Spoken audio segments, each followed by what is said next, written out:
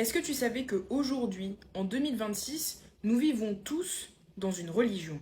Une religion sans Dieu visible, mais avec un dogme, des prêtres et même des rituels quotidiens. Cette religion, c'est l'économie, et je vais te le prouver dans cette vidéo. Dans toutes les religions, il y a un Dieu, des croyances, des interdits et des sacrifices. Dans la nôtre, ici, le Dieu s'appelle argent.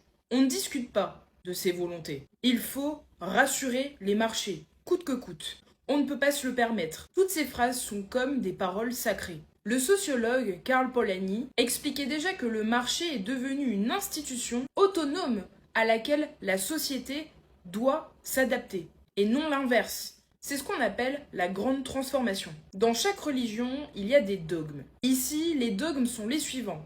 La croissance est forcément bonne, la dette est forcément mauvaise, le déficit est forcément immoral. Peu importe les vies humaines derrière. On ne demande jamais qui paie, qui souffre, qui meurt de ses choix politiques et économiques. Le philosophe Michel Foucault parlerait ici d'un gouvernement par les chiffres, où l'humain devient une variable d'ajustement.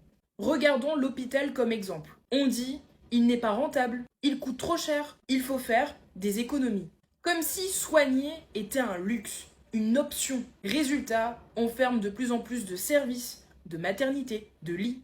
Les personnels sont réduits et sont épuisés. Et en attendant, il y a des patients qui attendent, justement, qui souffrent et qui meurent parfois. Le sociologue Pierre Bourdieu parlait de violence symbolique, quand un système fait accepter la souffrance comme une normalité. Ici, ces prêtres, ce sont les éditorialistes économiques, les experts récurrents, les plateaux télé qui répètent en boucle les mêmes formules, la presse, les médias. Ils ne disent pas « voilà la décision, le choix politique que nous avons fait pour l'économie ». Ils disent « on n'a pas le choix, c'est le marché ». L'idéologie économique qu'il y a derrière devient la norme, une neutralité permanente. Et qu'est-ce que tout ça, ça fait à nos vies? Peu à peu, le travail ne garantit plus de vivre dignement. Se soigner devient une angoisse. Vieillir devient une dette. L'humain passe après les équilibres comptables. Conclusion.